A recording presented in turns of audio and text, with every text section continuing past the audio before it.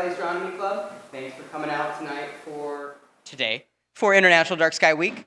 Today is our last day of events. We have a whole day going today, a whole bunch of different events, and it'll be on the screen later as far as what events we'll be doing. But it includes 2 guest speakers. We also have a solar telescope outside when our club members are out there. You can take a look through the telescope. We'll have a night viewing as well, trivia game, and some kid activities. We will have face painting. We will have face painting at about 5:30.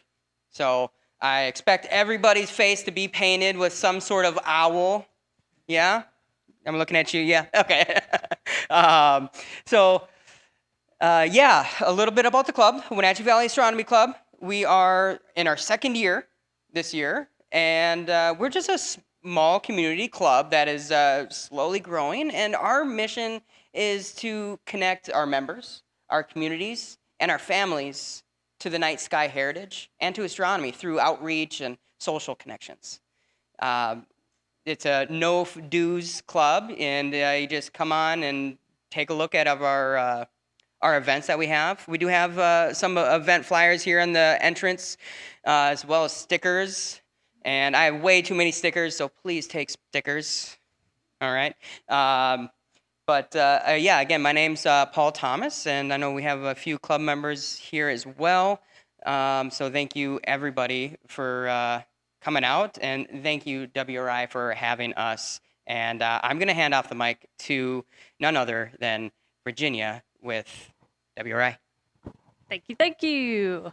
Hello and welcome. My name is Virginia Shoup. I'm the Community Programs Educator here at Wenatchee River Institute. And the microphones, in case you're like, we can hear you, are for the people online. So we are recording the talks today so that folks can watch them later or watch from home, which is pretty cool.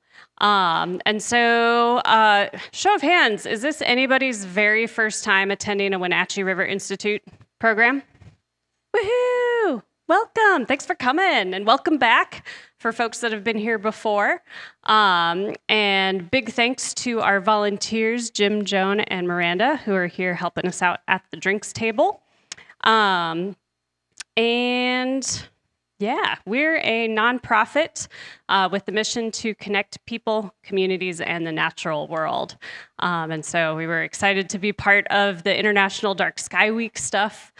We've had our Astronomy on the River events here before, and it's always a lot of fun. So thanks, Paul, for including us in all the celebrations this week. I do want to start us off as well with our land acknowledgement before we get started.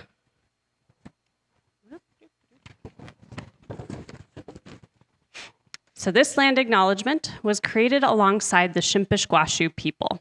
We are spreading the message they wish to be spread to the public.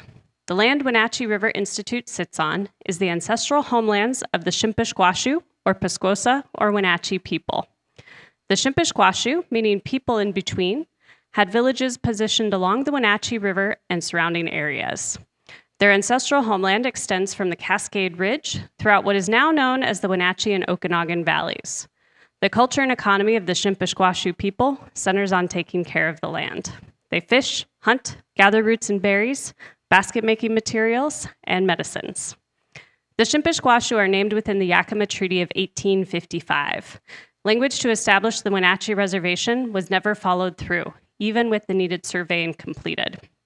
Many Shimpish-Gwashu now live on the Colville Reservation, 150 miles northeast of Leavenworth. They were forced off their land here, and the U.S. government moved them to this reservation. The Shimpish-Gwashu people are still alive today. They continue to practice their culture, harvest their traditional foods and medicines, and hold their ceremonies passed down from their ancestors. Most people won't see or notice them, but they continue to be on the land they are connected to. Their traditional language is in Hamchin, an interior Salish dialect, and we would like to welcome you all by saying hello in their language, Tilhust. We offer this land acknowledgement as the first step to amplifying Indigenous voices and recognizing the harm done to them as a people. We stand as an ally to recognize their connection to the land and their rights to practice their culture on these sacred lands. We encourage all to learn about the indigenous peoples of the place you now call home. The Wenatchee River Institute is committed to sharing this land acknowledgement and following up with other actions to educate and be respectful. Thank you.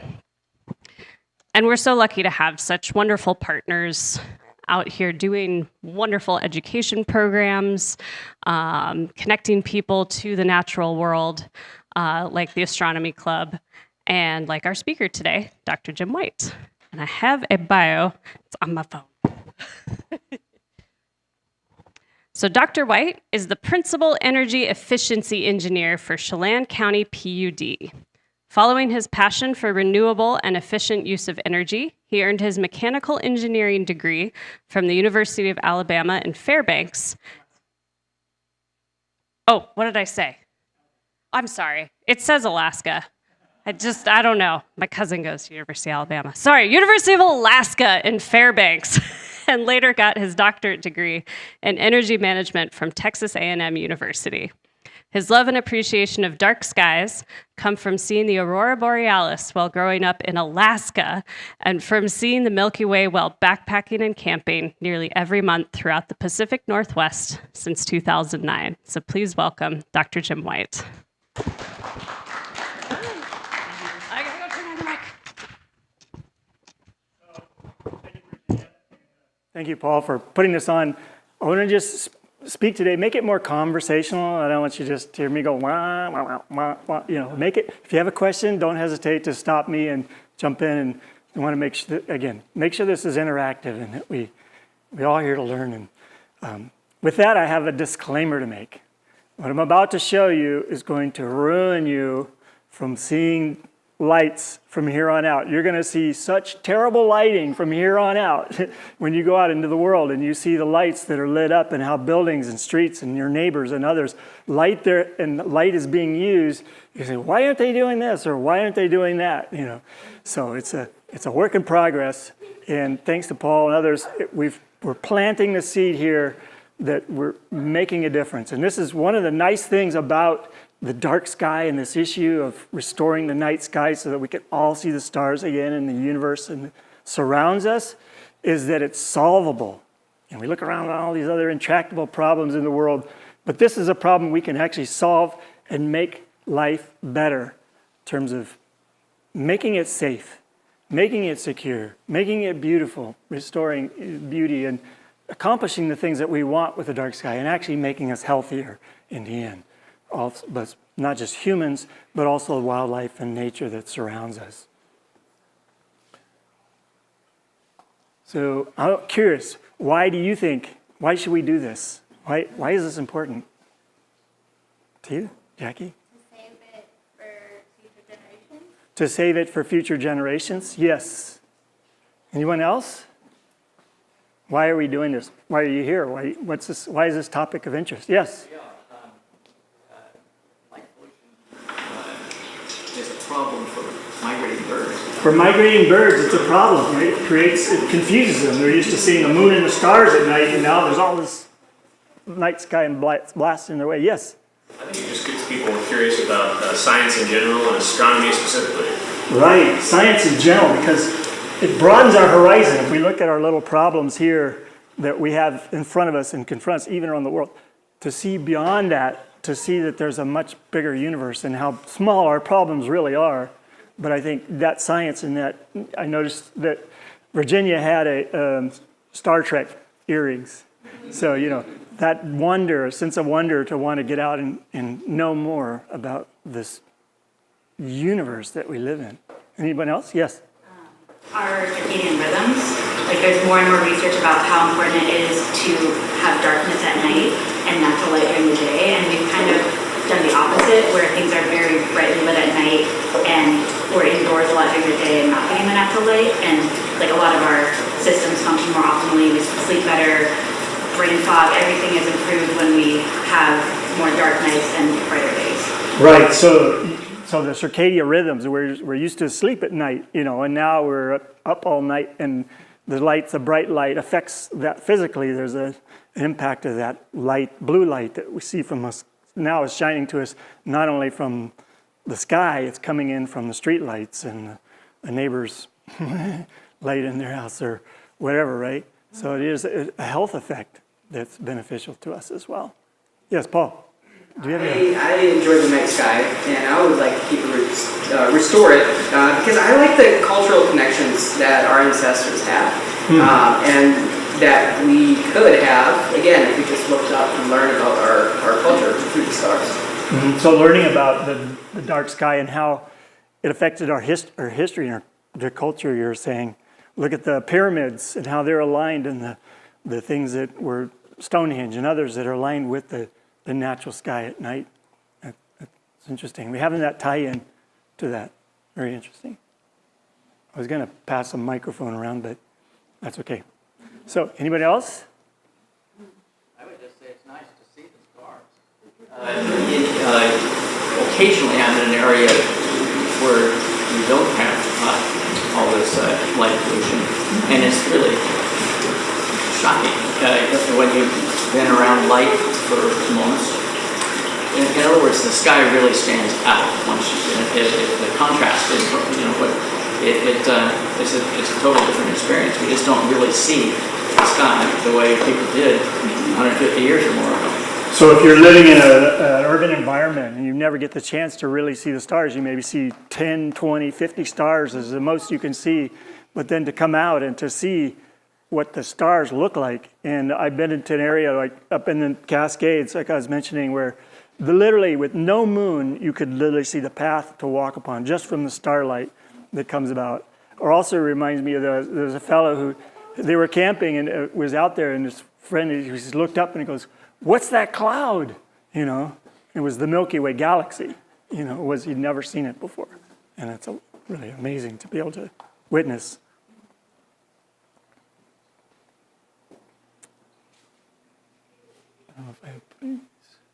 So they're birds. The birds benefit, right? They're lights. The presence of artificial light, owls don't like it.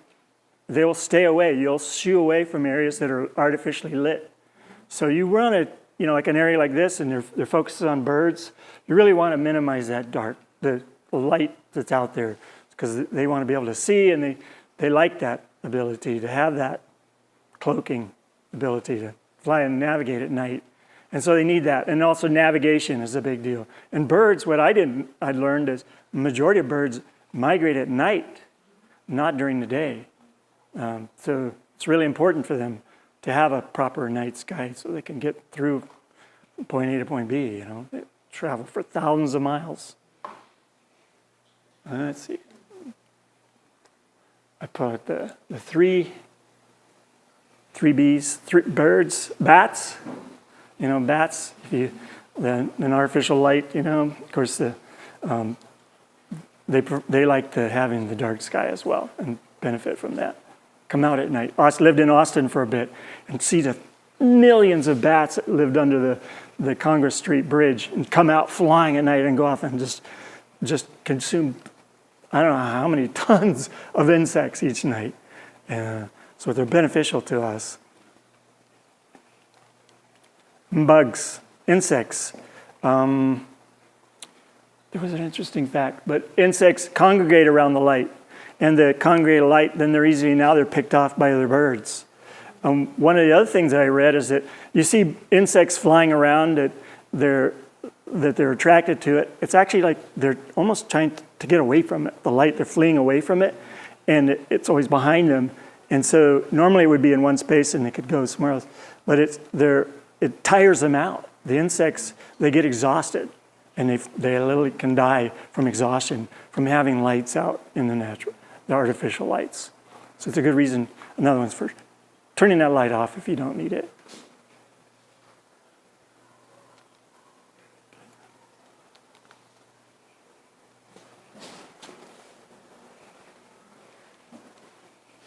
So in other words, people, another reason for doing something better with the dark sky makes good neighbors.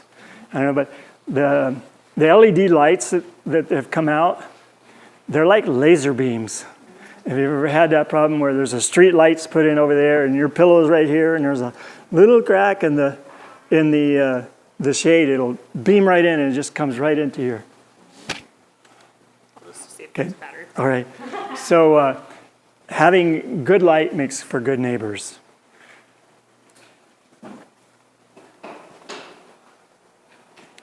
So a lot of folks, when there's been power outages, again, come outside in the city and say, wow, I never knew this existed. It was there the whole time, and they couldn't even realize, didn't even know what was potentially what was there for them. And so to be able to see that during an outage can be really remarkable.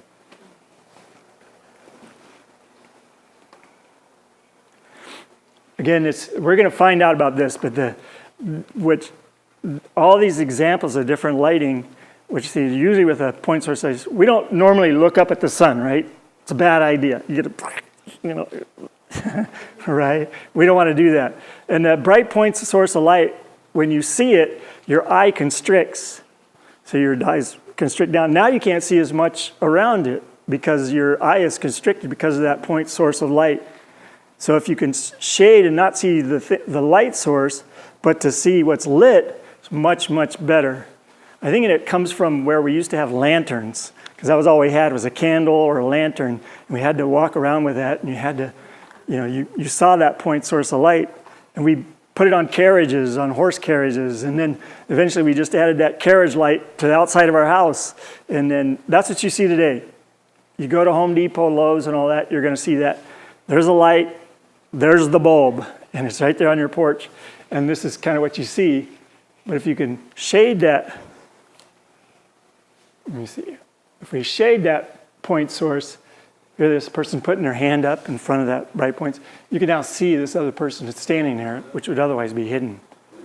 So you want to, again, not see that point source, somehow direct the light down where you want it. It's really a key factor. There's some other things that are affected by animals. We're going to learn tonight about the effects on salmon, which I have not heard about. I've heard that algae growth can be affected by dark sky. So aquatic things can be affected by the artificial light that comes out can actually cause algae and other things to grow in the water that you wouldn't normally think of.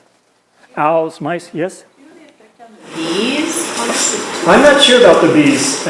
You asked what the effect is on bees, and I'm not sure. That's a good question. I know the bees like to sleep, and there's pictures of them curled up in a flower, sleeping at night. Penguins, obviously turtles, other things which we don't have too many of. But yes.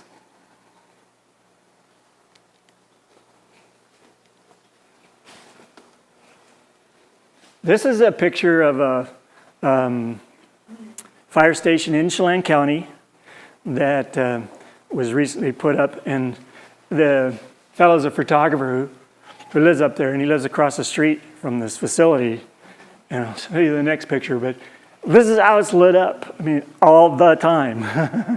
It is like, so you see the bright point sources of light. You see, look how many people are parking in the parking lot.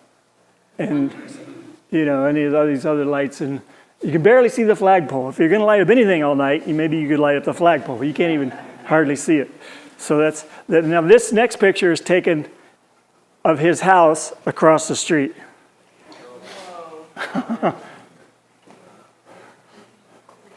He's like, please do something. So there's technology out there, and that's where I work for the electric utility, where not only do you save lighting, there's also energy savings, and the light will last longer if we can reduce down that light, direct it down when you want, maybe put some motion sensors on. If the car does pull in there, then get your light, and they go in, and after a little bit, have it just dim back down or turn off. So there's options for doing that, and this is just an example of to do that. So what is good outdoor lighting? What does it mean to have good outdoor lighting? Maybe none, a lot of, and I think that's a good outdoor. Shines down and not up. You want it shining down and not up, and we're going to talk about that. We have a lot of brochures about, there's the old, again, street light, where it's just there, the light there, and it shines up and down and all around. And I was part of a project where we replaced 4,000 streetlights in the county. So every streetlight in the county, in Chelan County, if the light was halfway or more over a street, we called it a street light. And if it was less than halfway over, that was an area light, and we'd get to those later. But private, public, all those lights, we went through and replaced almost 4,000 street lights. And we wanted to make sure that they were downlit and the right color and had the potential for controls and stuff, but we'll get to that. Main thing, so why do you have lights at night?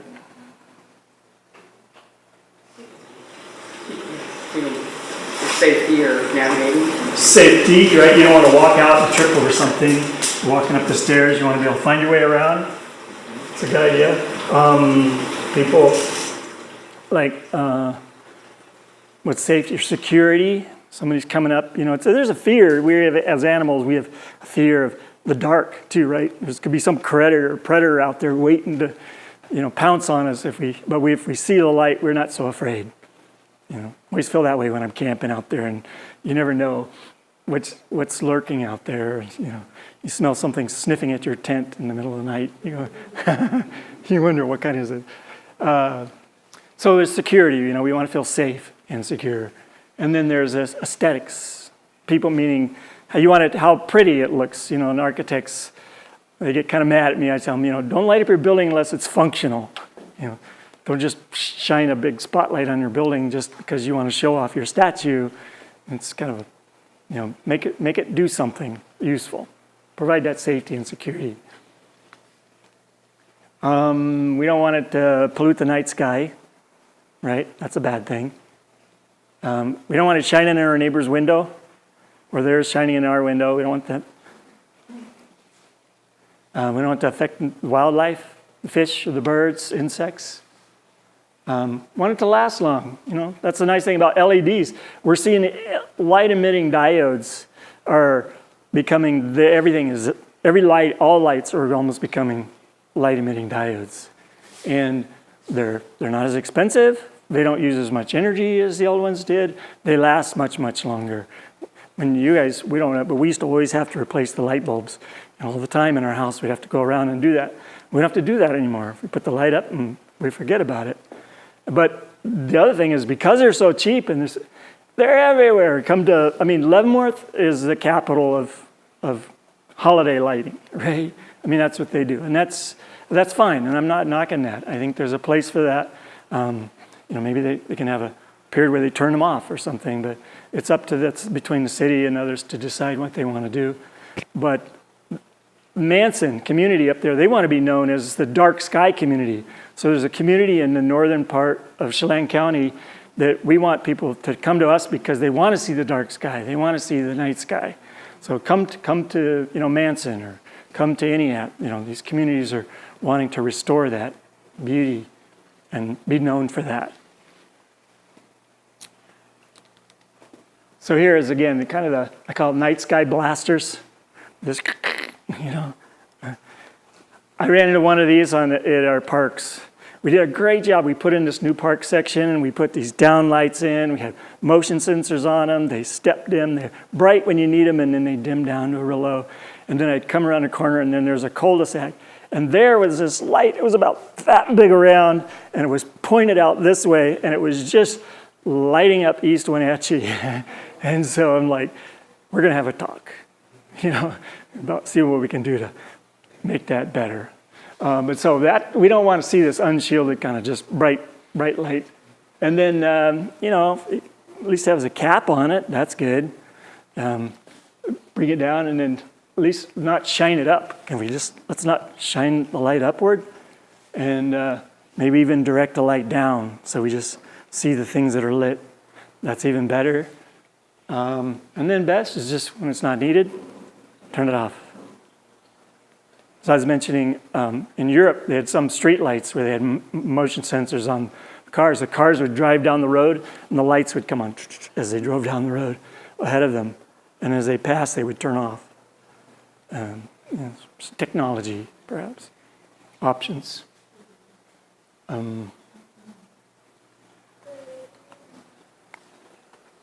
you doing, bud? Good? Good. So Light pollution, if it's not shining where you need it, it's wasted energy. Not only is it wasted energy, it's obliterating our view of the dark sky. We don't want to shine any light vertically unless maybe it's a flagpole, and preferably shine the light down on the flag to get it down. But if you, we don't want to typically shine light up into the sky. And the glare is this, if you have a point source of light, if it's above a certain angle, it doesn't appear like a bright point. It's like that light that's coming from the projector is above kind of my field of vision. So I'm down here below that, and I don't see it. So there's a light, it's shielded, and I'm walking down, and then I get underneath it, and I begin to see the point source of light. But I'm already focused out here. It doesn't really affect me that much. So that's the glare aspect. And then down here is where you want it. You want it on the ground, or maybe I'll see your face, see who the person's walking by. But you don't want to see that point source. Here's some examples of bad lights. Call these barn lights, yard lights. You'll see them out there, big light. Orchardists love to have them out there. I want to know that light's on, that it's working, so nobody steals my gas or whatever. They have the pump out there, and they make that. But that light's on all the time. Why not put it on a motion sensor? So if there is somebody out there stealing your gas, then it comes on. Then you go, somebody's out there. Who's that? And make it more safe, more secure, having controls on it. So anyway, that and these floodlights, keeping them down. Here's a light that I went to. I don't know if I have it at Home Depot. We'll show a picture, but I went to Lowe's or Home Depot, and they had a light. And I wanted a light that was downlit and motion sensor, or at least photocell controlled. And it had all this other stuff around the bottom of it. I tore all that off, and I ended up with this light. And let me see, that's the light there on the left. So there's two of them. And you see, you don't really see, and I won't see this up there. I can't see the light there. I think that must be dying, I'm sorry. Here it is, no it is. I have a hard time, but there's the light up there that we were just looking at.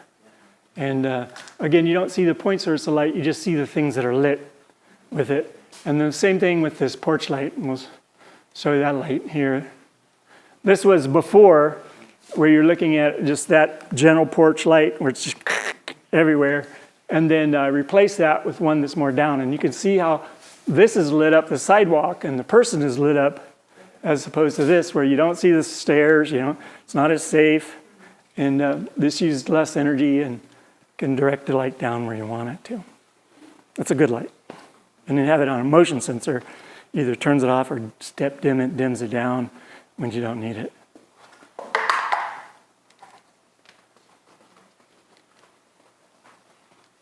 Come on. So here's my porch light.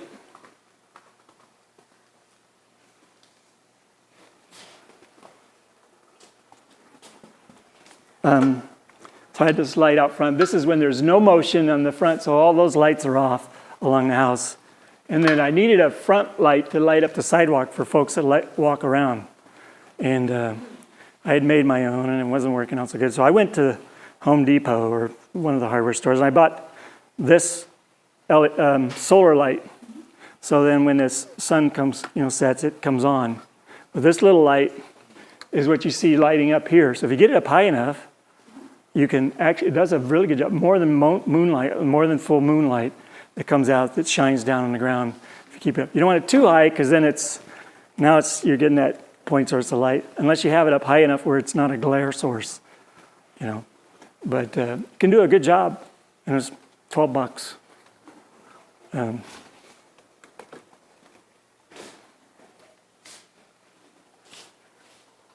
on in. You're welcome. Yeah, unfortunately.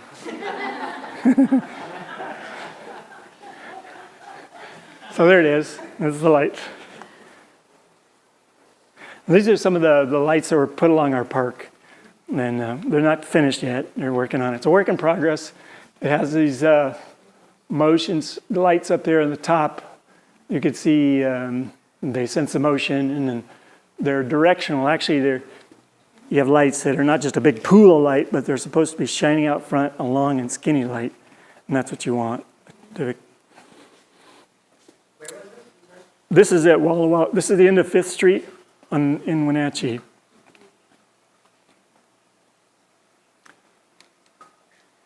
Another thing we're going to talk about color, and that's where you guys get to push the button over there in the back, the little display in the back. And I know that you can show it. That's the bright white light. You don't want that. It's a little better as a 4000K. Now the 3000K and the 2700K. And actually, there's even, it goes, was it bad, good, better, and then there's the best, which is like the real amber light. We used to have low pressure sodium. They were yellow, kind of light. You couldn't tell your car what color it was in a parking lot. They all looked the same, gray or blue. It was all the same color, but they're really friendly for the night sky. Insects don't hang around. You know, it's just a much better light. They don't obliterate the night sky. So,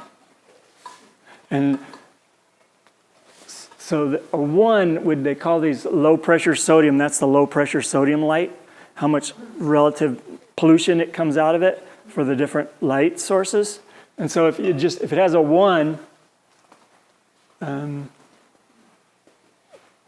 1 rating, that's just that. And if you go to the different ones, some are high pressure sodium, they're 2.4 times worse. LED, 2400K, look at that. 4.3 times worse. 7.9. The 5,000, the one on the right, this one's bad, four times worse, but this one's 8 times worse.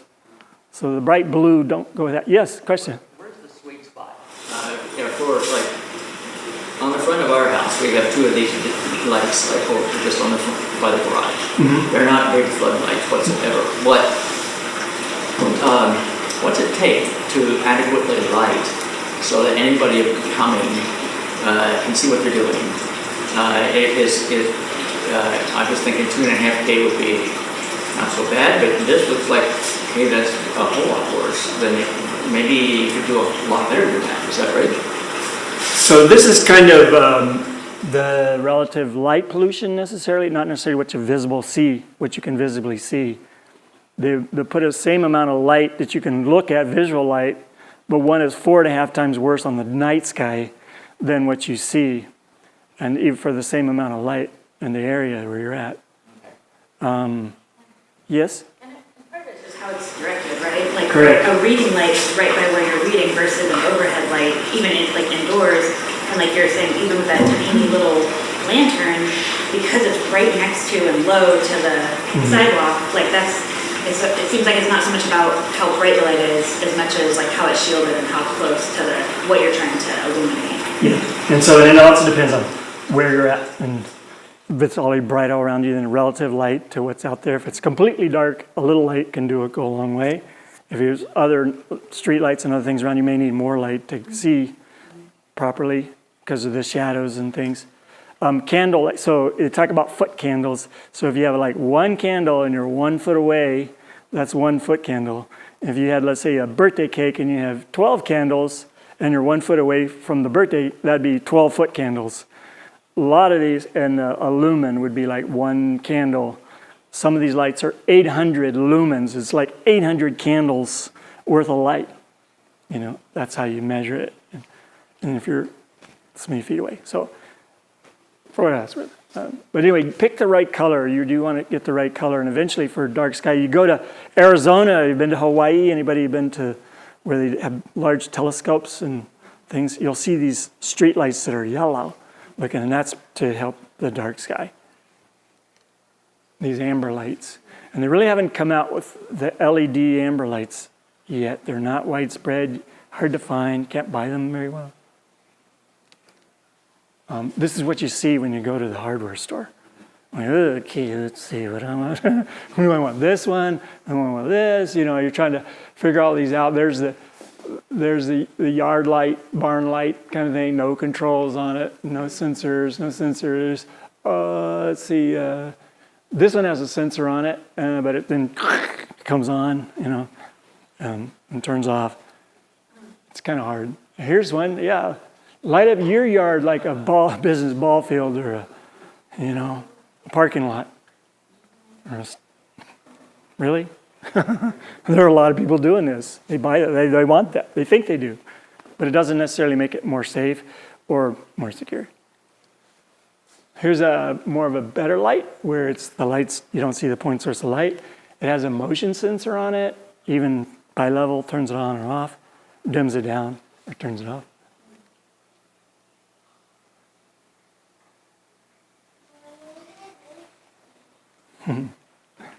So we can solve this problem. Yeah, go ahead. What about the bi-level lighting? I know some of the designs are like going up and down. It seems like they're going up, or we should not buy that. Why would you want the light to go up? Again, the architects like that. It looks pretty on the side. And then you see the holiday lights too. Lots and lots of string everywhere. And I get it. It's especially in the middle of winter. It's dark outside. You want some light. I get it. I understand that, but maybe turn them off. Tonight, this time. Don't leave them on all the time. Motion sensors, pop, pop. So what I wanted to do was, you could do this. You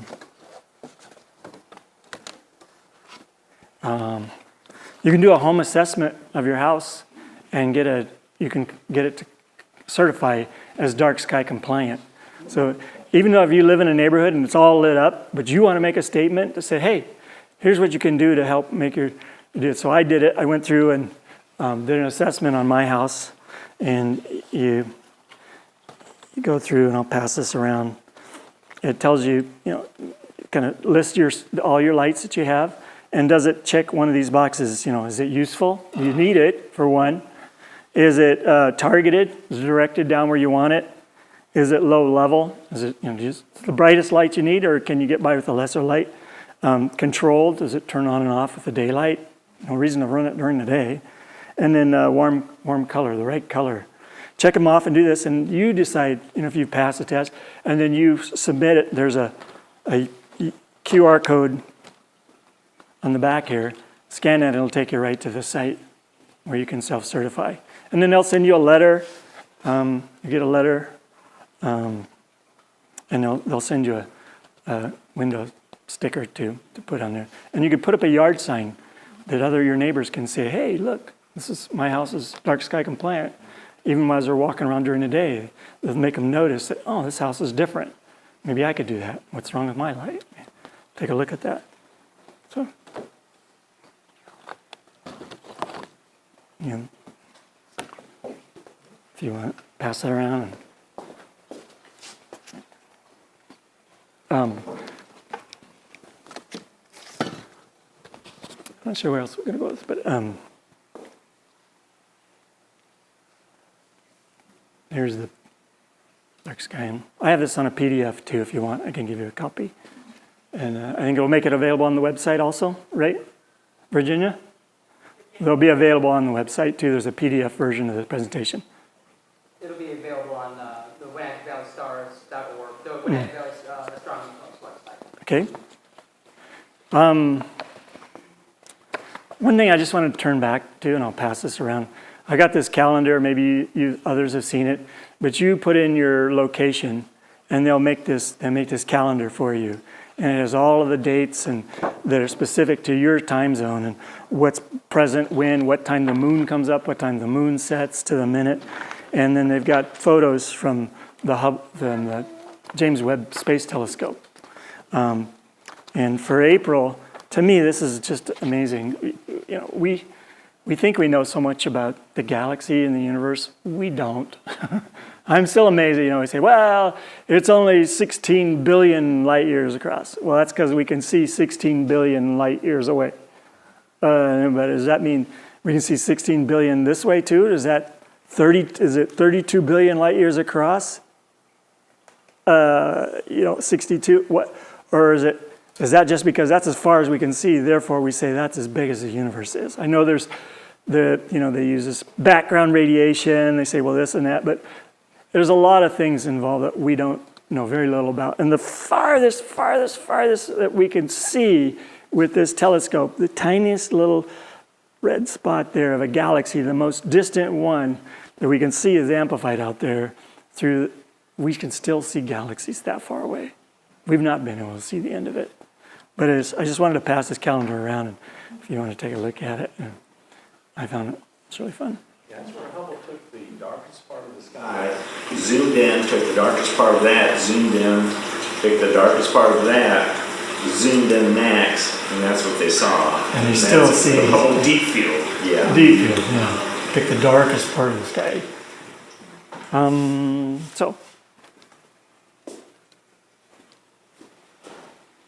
Right, color. This is if you put it, again, the self-certify. And Paul's working on a thing where he's going to certify businesses. So if a business is a hotel or something, wants to certify their facility as being dark sky compliant, they can come there and do that and certify it, and we can put a pin on the map.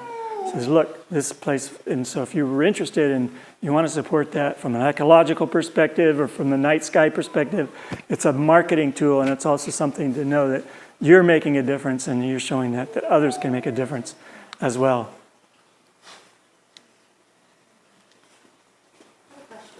Yes. It's Go ahead. Good question. Go ahead. kind of random, It's for our audience. but I know it's not Chelan County, but do you happen to know if the Fred Meyer in East Wenatchee is dark sky compliant or anything like that? Because their parking lot is so dark at night. And so I was I've a not little bit noticed curious. that. I haven't noticed that. I don't know. We try to we do a lot of lighting retrofits and rebates and things. We try to make sure that they make sure they're dark sky compliant on the new lights that go in. So just to follow up on that, is it at the request of the business, or you will go in and assess? So this is Paul's offering to do this, offering this as a service Oh, to help, right, Paul?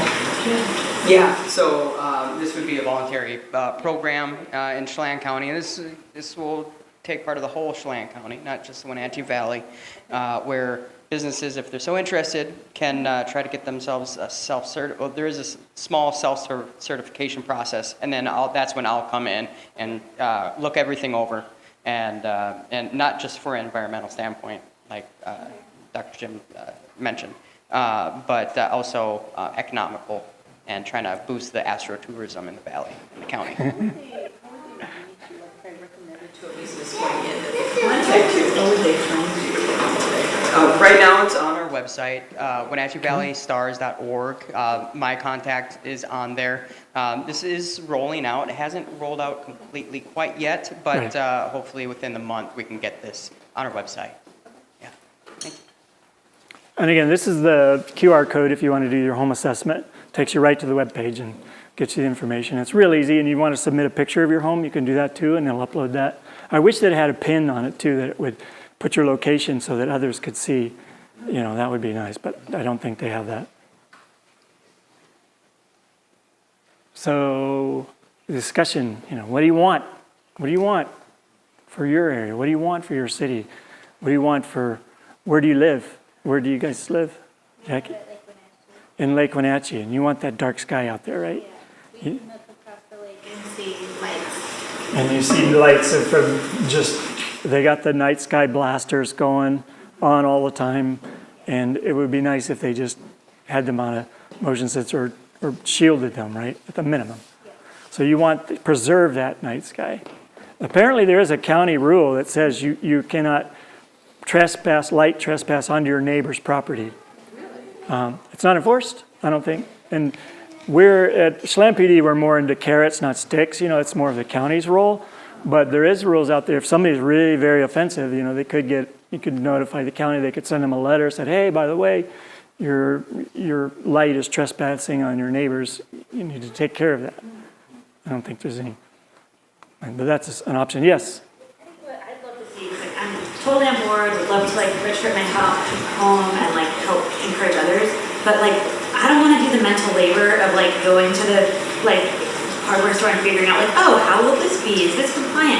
Like, I just want to link, like, here's 3 inexpensive porch lights. Here's 3 inexpensive walkway lights. Like, kind of make it easy for people to just like Yes. click it, buy it, install it, instead of us having to like do that research on our end. That's a good point. And I will take that back with me as we provide marketing materials, point of sale marketing material to that said, hey, these items here are check the box, they're dark sky and are good lights and they're energy efficient and they have the right controls. And maybe even there's some kind of an incentive or something behind it to help buy that down. Still, it's a work in progress. Commercial lights for parking lots and for residents, I search and I search for good lighting. I've not found the perfect light yet. Yes.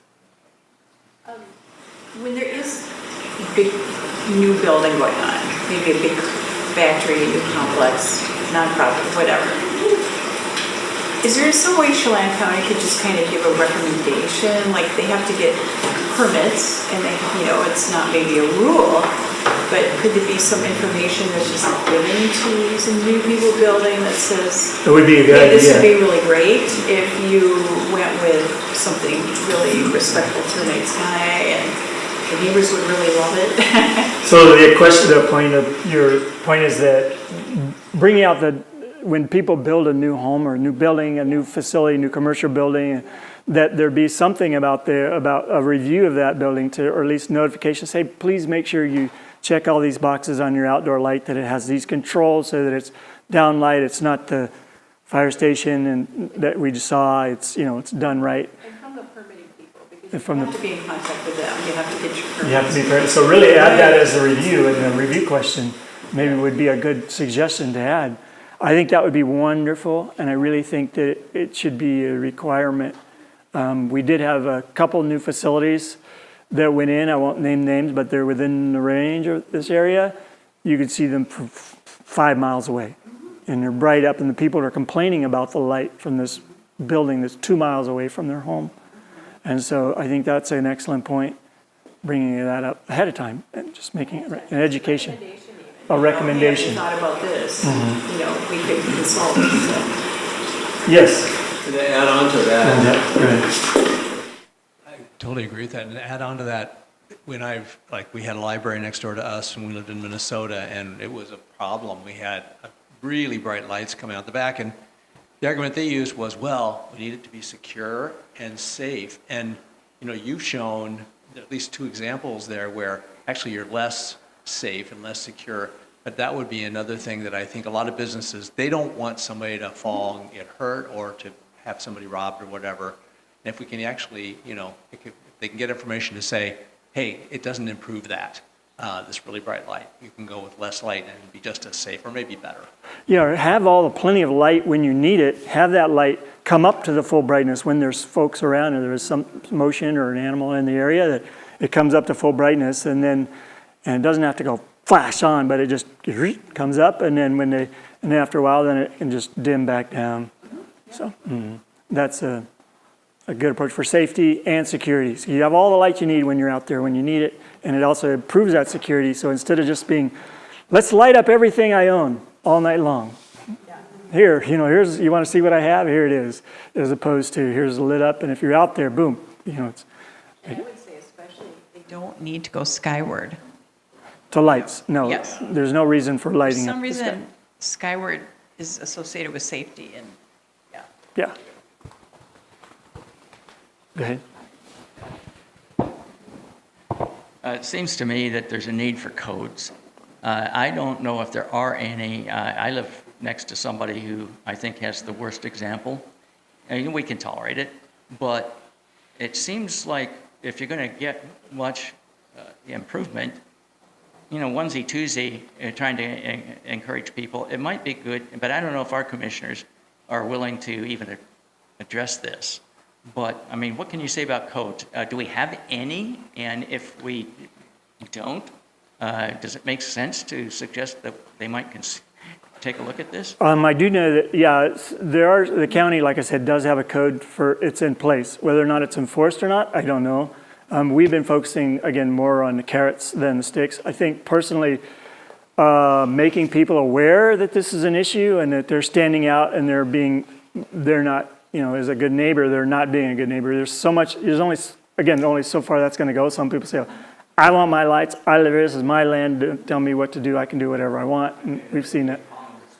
And that is a common response. I think that puts upon the neighbor to maybe, let's say, not have a good vibe with their neighbor.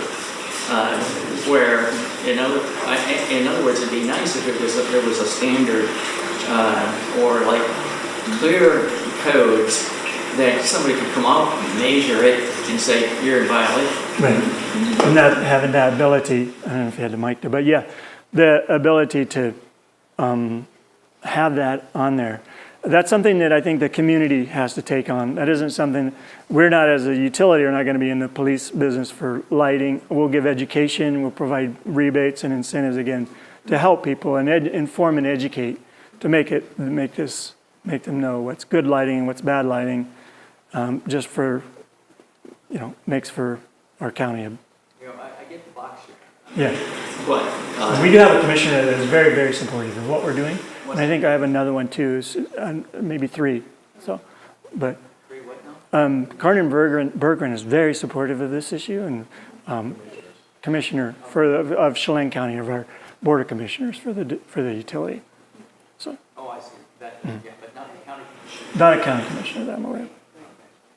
But it's most everybody you talk to, this is something that crosses over. It just makes good sense, really. There's no downside to it. Yes? This pertains more to downtown areas and businesses, but I used to live in the city of Colorado Springs in the state of Colorado, and after the 2008 financial collapse in the city of Colorado Springs, they made the controversial decision to turn off half their streetlights in the city to save some money because they were having some really serious budget issues. And a lot of critics said, oh, crime is just going to skyrocket in the city if we turn off 50% of the lights in the city. And in fact, that didn't happen. And there's not a lot of evidence to suggest that more streetlights decreases crime or fewer streetlights increases crime. But I just thought it was interesting you were talking about that. That's a very common perception that people have. The more lights we have, the safer we all are. And the fewer lights we have, the more dangerous everything is. And I don't know what the statistics are on crime and stuff like that, but I think if we could get that message out, that I think that's important for people to kind of dispel that misconception that people have. Yeah, look for those studies that show that. I think there was a Chicago study that showed that more light did not necessarily reduce crime. Turns out folks that do crime like to have light. Anyway, I don't want to take up too much of your time. Feel free to converse and go on if you have any other questions. You've been very patient. Thank you so much. And it's my pleasure. Thank you.